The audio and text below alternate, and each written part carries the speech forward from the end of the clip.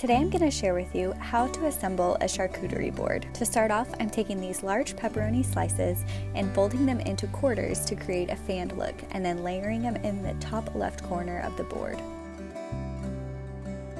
Next, I'm taking these white cheddar cheese slices and alternating them along the top of the board.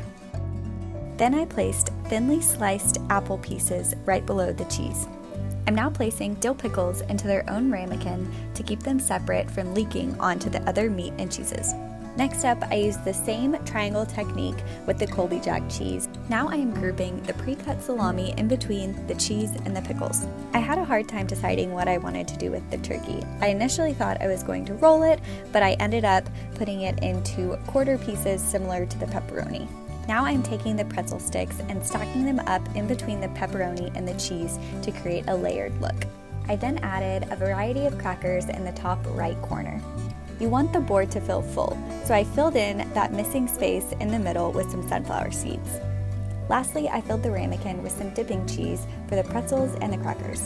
And voila, there you have it, a grazing board for under $30 that your guests will enjoy.